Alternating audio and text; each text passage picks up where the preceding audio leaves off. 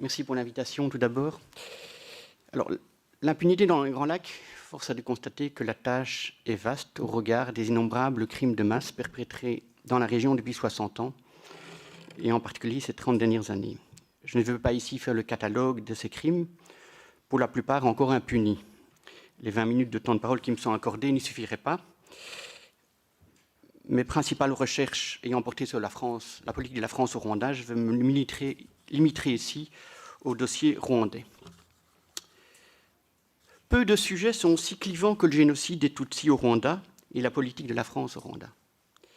Dénonciateurs et défenseurs sont enferrés dans une logique de camp retranché. Comme l'a souligné Gérard Prunier devant les Sénats belges, les drames et souffrances sont tels que les gens se croient obligés de prendre parti, tombant bien souvent dans la logique, dans le piège du « si tu n'es pas avec moi, c'est que tu es contre moi ». Un piège dans lequel, malheureusement, sont parfois aussi tombés certains chercheurs. Dans ce cadre, la recherche des responsabilités est un exercice délicat. Délicat vu les drames vécus et la soif légitime de justice des victimes. Délicat également dans la mesure où ce terrain de la recherche des responsabilités a été pollué dès 1994 par la stratégie de défense négationniste mise en place par les héritiers et partisans du gouvernement intérimaire ayant mis en œuvre la machine génocidaire. Selon ces derniers, il y aurait eu au Rwanda non pas un, mais deux génocides, celui des Tutsis perpétré par le Hutu Power et celui des Hutus par le FPR. Cette thèse du double génocide est propagée dans le but inavoué, mais combien évident, de banaliser le génocide en opérant un amalgame systématique entre les différents protagonistes de la guerre et du génocide, Hutus et Tutsis, miliciens et rebelles, bourreaux et victimes, renvoyés ainsi un peu rapidement dos à dos, et ce, afin de se dédouaner à bon compte de leurs responsabilités. L'exercice est enfin délicat, vu la tendance qu'ont certains observateurs à assimiler trop souvent au négationnisme tous ceux qui s'engagent sur le terrain miné de la dénonciation des crimes du Front patriotique rwandais. Au regard de ces différents écueils, je pense qu'il faut s'efforcer de dépassionner le débat et de sortir de cette logique de camp retranché. Mais pour ce faire, il est important pour moi de poser au préalable quelques balises et principes. La première de ces balises, il ne peut y avoir de bonnes et de mauvaises victimes.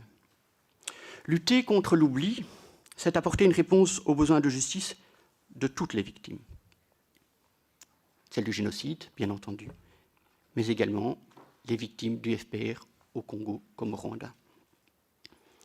S'il est vrai que la thèse du double génocide est avant tout une construction négationniste élaborée par les cadres du génocide réfugiés en Tanzanie et au Zaïre, et si, comme l'ont souligné Jean-Hervé Bradol et Anne Guibert, les faits récusent la symétrie des actes d'extermination perpétrés par les pôles extrémistes, il n'en demeure pas moins que depuis le début de la guerre au Rwanda, en octobre 1990, et plus encore lors des différentes guerres qu'elles ont menées sur le territoire du Congo-Zaïre à partir de 1996, les troupes du FPR-APR ne se sont guère embarrassées des règles du droit international. Lutter contre l'oubli, c'est avant tout combattre le négationnisme du génocide des Tutsis, mais c'est aussi répondre aux besoins de justice des victimes du FPR au Congo comme au Rwanda.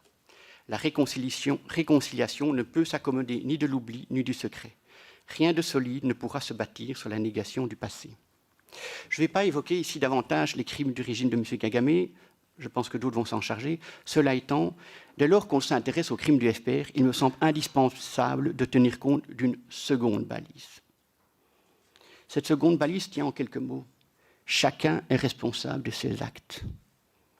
En conséquence, lutter contre l'impunité ne peut en aucun cas conduire à mettre en concurrence les victimes, ni à renvoyer les assassins dos à dos. Quels que soient les crimes du Front patriotique rwandais, quand bien même on parviendrait un jour à démontrer sa responsabilité dans l'attentat du président Biarimana le 6 avril 1994, responsabilité qui, à ce jour, n'est pas établie à mon sens, le mouvement de Paul Kagame n'est pas responsable du génocide. Par sa stratégie, le FPR porte certes une part de responsabilité dans la montée des tensions et dans le climat délétère qui a conduit au génocide. Cela n'en fait pas pour autant le responsable du génocide. Et à l'instar de Jean-Paul Goutteux, on peut étendre au génocide des Tutsis rwandais les propos de Pierre Vidal-Naquet sur la Shoah. Les pires crimes que pourraient commettre les Israéliens ne seraient pas justifiés par Treblinka, mais inversement, ils ne changeraient pas un iota au caractère intégralement criminel de ce que furent Auschwitz et Treblinka. Le présent peut transformer l'image de ce que fut le passé. Il n'a pas la possibilité de transformer le passé lui-même dans sa réalité. Le génocide des Tutsis est un crime d'État. Il fut le résultat d'une campagne d'extermination systématique, pensée, orchestrée et mise en œuvre par les forces du Hutu Power, à savoir le gouvernement intérimaire rwandais, ses idéologues, une partie non négligeable de ses forces armées, ses milices, sa propagande, ses médias et tous ceux qui se sont joints à eux pour alimenter la machine génocidaire. Autrement dit, la responsabilité du génocide des Tutsis incombe exclusivement au cadre civil et militaire du Hutu Power, en aucun cas au FPR. Il faut enfin souligner le caractère systématique de cette entreprise criminelle. Contrairement à ce que cherchent à nous faire croire certains, les massacres ne résultaient pas de réactions sporadiques et spontanées des paysans ou des miliciens rwandais, mais s'intégraient au contraire dans l'application préconçue d'une politique de criminalité visant à éradiquer l'ensemble des Tutsis du Rwanda. Une politique maintes fois exprimée avant, pendant le génocide, à la fois en parole et dans les faits. Si les paysans Hutus se sont mis à massacrer impitoyablement les Tutsis, c'est peut-être en partie parce qu'ils avaient peur du FPR, mais c'est avant tout parce qu'ils avaient été conditionnés dans ce sens depuis de longs mois par la propagande haineuse du Hutu Power et par l'idéologie du régime, je pense là au mythe du pays des Hutus. Vouloir affirmer le contraire, vouloir s'affranchir de ces balises les plus élémentaires, qu'on soit chercheur, journaliste, responsable politique, ancien coopérant ou simple témoin, c'est se mettre hors jeu sur le plan de l'analyse historique. Je voudrais maintenant en venir à un second point, qui est celui du rôle de la France au Rwanda. Le sujet est tout aussi clivant en tant que tel. Depuis 1994, la politique française n'a cessé d'être la cible de dénonciations virulentes. Le terrain est d'autant plus miné que certaines erreurs et contrevérités, à force d'être répétées en boucle, sont devenues des vérités bien difficiles à remettre en cause, quand bien même elles ne risquent pas à l'analyse scientifique des faits.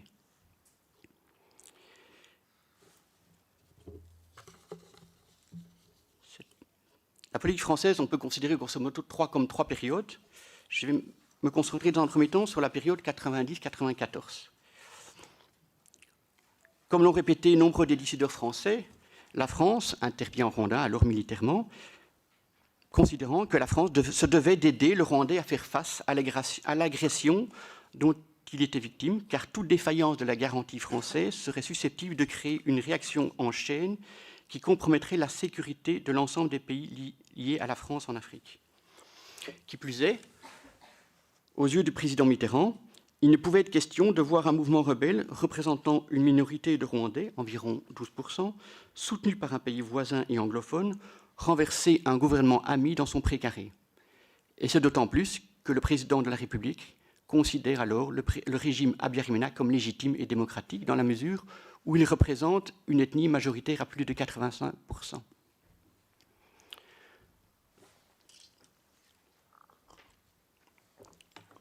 Selon le discours officiel, l'engagement de la France aux côtés du gouvernement rwandais comportait deux axes. Tout d'abord, un volet militaire ayant consisté à dépêcher des militaires afin de protéger les expatriés, mais aussi à former, équiper et conseiller l'armée rwandaise de manière à ce qu'elle puisse résister aux offensives du FPR. Il semblerait que cet engagement ait pu monter d'un cran lors des grandes offensives rebelles où les soldats français ont pu participer plus directement aux affrontements. Cet engagement militaire français était en théorie contrebalancé par des pressions politiques et diplomatiques destinées à amener le régime Abiyarimana à se démocratiser et à négocier avec le FPR. Autrement dit, le soutien politique et militaire apporté par la République française au régime rwandais incarnait la carotte sécuritaire indispensable pour inciter celui-ci à se démocratiser, à respecter les droits de l'homme et à négocier un accord de paix avec l'opposition et la rébellion. A priori, cette politique de la carotte et du bâton pouvait apparaître comme un bon moyen pour atteindre les buts que la diplomatie française s'était fixés. La coopération militaire devait permettre de stabiliser le régime et d'empêcher la rébellion de prendre le pouvoir. En contrepartie, les pressions politiques et diplomatiques devaient amener le régime Abiy Ahmed à partager le pouvoir. Cela dit, le décalage qui s'est fait jour entre les intentions louables du départ et la relative indigence de la diplomatie française face aux dérives du régime n'a pu que contribuer à forger dans l'esprit des extrémistes du Hutu Power le sentiment que, quoi qu'il arrive, la France serait avec eux. Dès lors que les autorités françaises omettaient de réagir avec l'à-propos et la fermeté requises face au massacre test des escadrons de la mort, dès lors que la coopération militaire française était maintenue malgré la connaissance de l'implication de leurs élèves ou de certains de leurs élèves dans ces tueries, il était prévisible que les extrémistes rwandais refuseraient d'appliquer Arusha et poursuivraient leur course vers le précipice. Si la carotte avait pour objet de signifier aux différents acteurs du conflit qu'il y avait une ligne rouge que le FPR ne pouvait franchir, le bâton aurait dû, pour sa part, signifier beaucoup plus clairement aux autorités de Kigali qu'il y avait pour eux aussi des limites à ne pas franchir. Autrement dit, des pratiques que la France ne pourrait tolérer sous peine de mettre fin à sa coopération militaire. Si l'histoire de la présence française au Rwanda n'est pas celle du soutien inconditionnel aux auteurs du génocide que laissent entendre les détracteurs de la politique africaine de la France, force est pourtant de constater que la politique menée par la France au pays des Mille Collines entre 1990 et 1994 est un échec. Les innombrables charniers qui parsèment le Rwanda sont là pour le rappeler. Par sa politique déséquilibrée de la carotte et du bâton, Paris a contribué à alimenter le sentiment d'impunité des extrémistes Hutus et par là même leur fuite en avant. En ce sens, la France porte une part de responsabilité dans le processus qui conduit au génocide. Cela étant, il faut garder raison. L'écart qui est apparu entre les intentions de François Mitterrand et le résultat final résultait avant tout d'erreurs d'appréciation et de dysfonctionnement du système de mise en œuvre et de contrôle des décisions, et non d'un quelconque pacte avec le diable. Jamais les autorités françaises n'ont eu pour ambition de permettre au Hutu Power de mettre en œuvre son démentiel projet.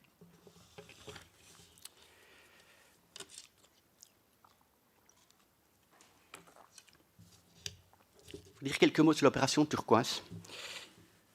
Force est de constater que 26 ans après les faits, l'opération Turquoise suscite toujours autant de polémiques en France. Certes, on peut considérer qu'au regard de la politique passée, menée entre 1990 et 1993, la France n'était pas la mieux placée pour intervenir et mettre fin au génocide. Cela étant, il faut bien constater que les candidats ne poussaient pas au portillon. Aussi, il faut se poser la question de savoir ce qui était préférable. Une intervention imparfaite, voire ambiguë, ou la poursuite de l'indifférence et de l'abandon. Avec Charles Péguy, on peut en effet penser que ceux qui ont les mains pures n'ont plus de mains. On a souvent accusé la force turquoise d'avoir couvert et favorisé la fuite des génocidaires vers le Zaïre. Je voudrais souligner le fait que la chronologie des faits récuse en bonne partie ces accusations. Les génocidaires n'ont pas eu besoin de turquoise pour s'enfuir avec armes et bagages au Nord Kivu. Turquoise n'était pas encore là. Si les génocidaires ont pu s'enfuir ainsi avec armes et bagages, c'est avant tout en raison de la stratégie militaire du FPR qui consiste, depuis le début de la guerre, à encercler l'adversaire, le pilonner, jusqu'à ce que, dégoûté, celui-ci s'enfuit par la porte de sortie qui lui a été aménagée. Cette stratégie a été poursuivie pendant tout le printemps 1994, et on observera qu'au Congo, enfin au Congo-Zaïre, en 96-97, c'était exactement la même stratégie.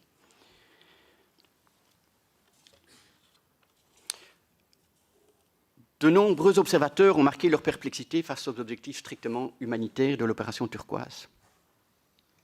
présence de forces spéciales, arsenal impressionnant, ambiguïté de l'ordre d'opération du 22 juin, signé par le général Germanos, qui, il faut le souligner, cet ordre ne parle pas de génocide et ne désigne pas clairement les responsables des massacres. Toutes ces ambiguïtés ont nourri le soupçon. On a aussi accusé la France d'avoir cherché, à travers Turquoise, à voler au secours de ses anciens alliés et de vouloir mettre fin à l'offensive du FPR pour obliger ce dernier à négocier. Certains témoins et observateurs ont parlé d'un plan bis aux objectifs nettement plus larges que ceux annoncés. C'est possible. Cela étant, lorsqu'on prépare une opération, on prépare toujours plusieurs scénarios. On regarde ce qui est possible compte tenu des moyens et des circonstances. Les décideurs politiques prennent ensuite la décision finale. Alors on peut toujours se demander ce qui se serait passé si le président Mitterrand avait eu les mains libres, s'il n'en avait pas été en période de cohabitation, si la politique africaine de la France n'avait pas été un domaine partagé. Difficile à dire. Toujours est-il que l'histoire ne s'est pas déroulée ainsi. Dans les faits, le président de la République, en accord avec le gouvernement Balladur, a tranché en faveur d'une intervention limitée. Il ne fut pas question d'occuper Kigali ou d'empêcher le FPR de prendre le pouvoir. Au final, le scénario retenu fut celui du lâcher-tout. On laisse tomber le gouvernement intérimaire et l'armée rwandaise trop compromis dans le génocide. On évacue nos gens encore présents côté gouvernemental et on se contente de mener une opération humanitaire. Alors on pourra toujours gloser sur le fait que le bilan final n'est pas si important que ça, que le nombre de Tutsis est dérisoire au regard du bilan du génocide. Cela étant, je ne sais plus qui avait dit qu'il n'y avait pas d'encyclopédie des catastrophes évitées. Et je pense qu'à cet égard, l'opération Turquoise a permis de sauver bien plus de vies que l'on l'a écrit, notamment en encadrant, encadrer le terme est un peu juste, mais face à la crise humanitaire au Kivu, elle a permis vraiment de réduire l'impact. Et par ailleurs, à travers cette zone de sécurité, ça a permis d'apaiser les choses et d'empêcher de voir des millions de personnes qui fuient l'avancée du FPR d'être confrontées directement au FPR, qui auraient été sinon acculées au lac. Alors il y a d'autres zones d'ombre dont on pourrait discuter concernant l'opération Turquoise, des zones d'ombre, des insuffisances, des polémiques, la question du désarmement des milices ou des forces armées, les accusations de complicité de génocide, accusations un peu dantesques sur le dossier de Bicécero, le fait de ne pas avoir mis hors d'état de nuire Radio-Télévision Mille Collines. Question, certains ont évoqué des livraisons d'armes réalisées à Goma en marge de Turquoise. Je ne vais pas trancher sur ces questions. Je n'ai pas d'avis tranché. Je crois que nous avons des accusations et puis nous avons des démentis, on est parole contre parole. Je pense que le rôle de la commission d'historiens qui va être mise sur place, qui aura accès aux archives, j'espère qu'elle pourra faire le point sur cette question.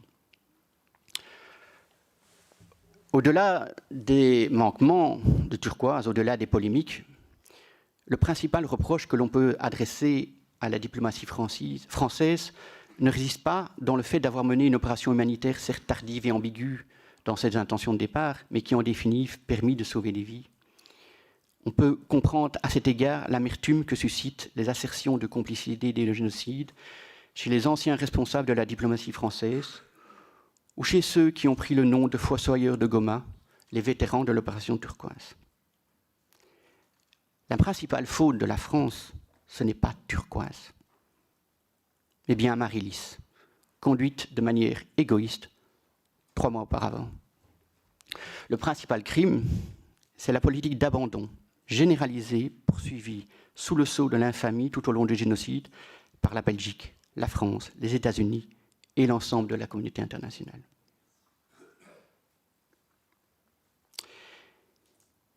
Si l'État français porte une part de responsabilité dans le processus qui a conduit à la tragédie rwandaise, il ne faudrait pas pour autant faire de la diplomatie française le bouc émissaire de la faillite collective qu'a été le génocide. Au printemps 1994, bien peu ont été en mesure d'appréhender correctement ces génocides en cours. Par ailleurs, il faut éviter de succomber au péché d'orgueil qui consiste à chercher les clés du génocide partout, sauf au pays des mille collines. Comme ont pu le souligner divers observateurs, les Rwandais sont aussi les auteurs de leur propre histoire.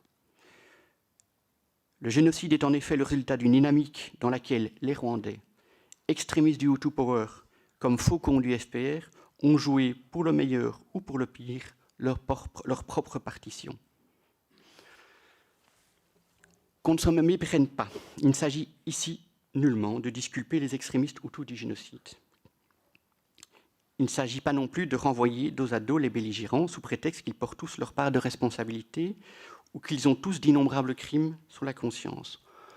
Dans le décompte de l'horreur, la balance penche nettement du côté du Hutu Power. Mais dans la mesure où les faits sont établis, il n'est pas nécessaire de les déformer pour mieux charger la barque des responsabilités de la communauté internationale ou de la France. Tant et si bien qu'on est tenté d'appliquer au conflit rwandais la formule d'Albert Camus à propos de la colonisation.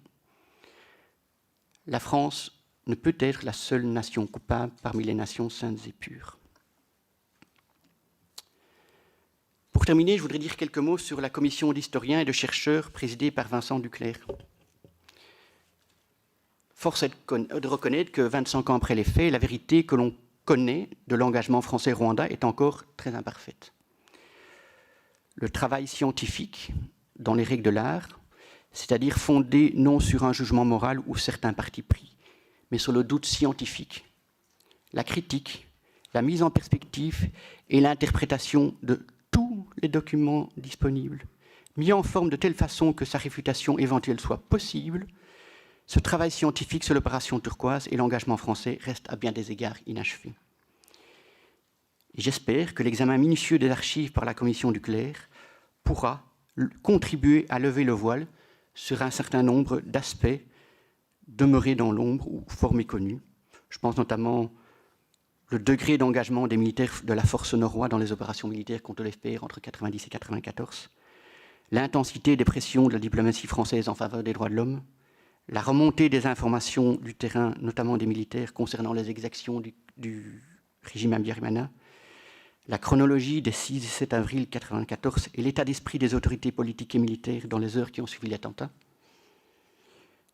Je rappelle que les rumeurs disant que c'était les Belges qui avaient abattu l'avion émanaient de sources françaises. Le maintien au Rwanda de militaires français, vraisemblablement des spécialistes du Rwanda, des spécialistes du renseignement après le départ d'Amaryllis,